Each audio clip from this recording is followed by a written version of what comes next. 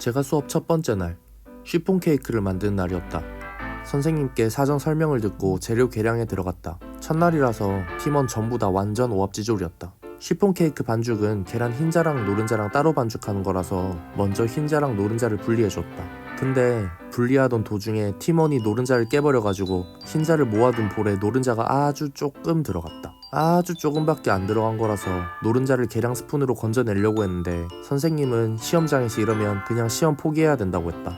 진짜 조금밖에 안 들어갔어도 머랭이 안 쳐진다고 했다. 선생님이 계란을 다시 주셨고 우리는 계란을 한 번에 깨서 손으로 노른자를 걸러냈다.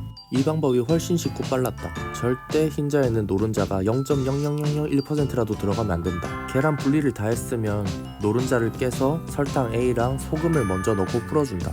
그 다음 식용유를 넣고 또 풀어준다. 그게 깔끔하게 섞였으면 마지막으로 물을 넣어서 기포가 생기지 않게 저속으로 저어준다. 설탕에 A랑 B가 있으면 A는 항상 노른자, B는 흰자의 설탕이다. 젓다 보면 옆면에 안 녹은 소금이랑 설탕이 붙는데 그런 거는 알뜰 주걱으로 긁어줘야 한다. 설탕이랑 소금이 아직 안 녹았으면 저어줄 때 사각사각한 소리가 난다.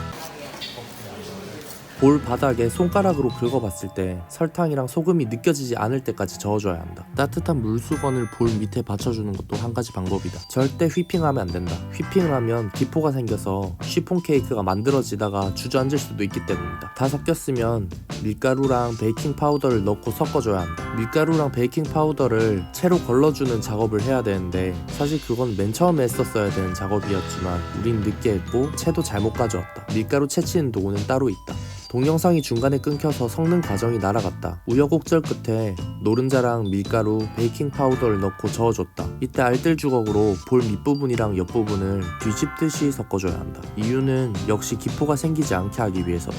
노른자랑 가루 재료들을 균일하게 다 섞었으면 이제 머랭을 쳐줘야 한다. 처음에는 흰자만 머랭을 치다가 살짝 거품이 올라오면 그때 설탕을 3분의 1 넣어주고 그리고 또 머랭을 치고 그러다가 거품이 또 일어나면 3분의 1을 더 그리고 마지막으로 더 거품이 일어나면 나머지 설탕을 다 넣어주고 본격적으로 머랭을 고속으로 쳐준다. 원래 오늘은 기계로 머랭을 쳐야 됐지만 설탕 넣는 타이밍을 제대로 숙지하기 위해서 힘들지만 손으로 머랭을 쳐보는 거라고 했다. TV에서 마셰코나 아니면 다른 요리 프로그램들을 보면 선수들이 손으로 머랭 치는 장면이 나오면 내가 보기에는 굉장히 쉬워 보였다. 하지만 직접 쳐보니까 사정이 달라졌다. 진짜 개 힘들었다. 머랭을 거품기로 들어 올렸을 때 뿔이 살짝 생길 때까지 쳐줘야 되는데 우리는 머랭을 아무리 들어 올려도 뿔이 생길 생각이 전혀 없어 보였다. 언제 완성되는지 몰라서 계속 치고 있었는데 알고 보니까 거품기로 머랭을 살짝 묻혔을 때 뿔이 완성되면 되는 것이었다. 나는 무거운 머랭을 한꺼번에 들어 올려서 주르륵 흘러내릴 수밖에 없는 것이었다. 머랭다운 머랭을 완성했을 무렵에는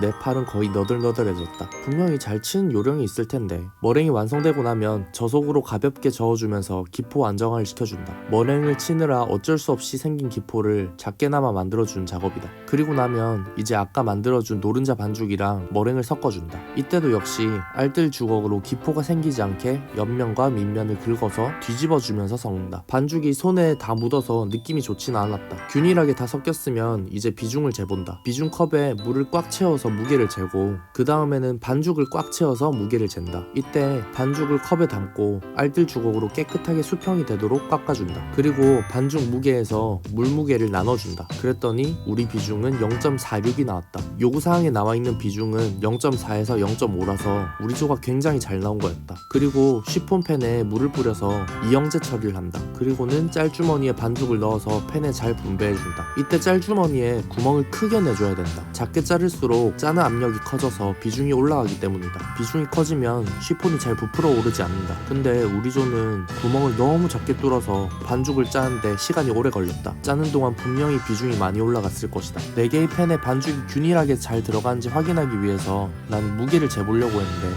그만 쉬폰팬의 가운데를 자꾸 들어 올려 버려서 반죽이 다 새어나왔다. 큰일 났다. 완전 폭망했다. 그래도 정신을 차리고 새로운 쉬폰팬을 들고 와서 다시 이영제 처리를 하고 다시 반죽을 또 넣어줬다. 이 과정에서도 비중이 더 크게 올라갔을 거다. 반죽을 다 담아줬으면 온도계나 호챙이 같이 얇은 도구로 반죽에 원을 그리듯이 빙글빙글 돌리면서 기포를 빼준다. 그러고 나면 쉬폰 틀을 윗불 170도, 아랫불 150도로 예열한 오븐에 넣고 30분 동안 구워준다. 쉬폰은 외부의 영향에 쉽게 주저앉기 때문에 오븐에 오븐에 들어가 있는 동안 절대 문을 열지 말라고 했다. 오븐 시간이 다 되어서 쉬폰이 다 익었는지 확인해 보려면 잠깐 꺼내서 손으로 톡톡 쳐보고 또잉또잉 하고 다시 차오르면 다 된 것이다. 완성된 쉬폰은 오븐에서 꺼내서 뒤집어서 식히는데, 식히면서 차가운 물에 적신 행주를 덮고 계속 갈아준다. 어느 정도 식었으면 이렇게 손으로 눌러서 겉부분을 떼주고 뒤집어서 눌러 빼준다. 나는 한 번에 빠지지 않아서 다시 손으로 누르고 또 떼주고 손으로 누르고 떼주고 반복했다. 겨우 틀이 빠지면 옆부분도 똑같이 눌러서 붙은 부분을 돌려가면서 떼주면 쉬폰이 분리된다.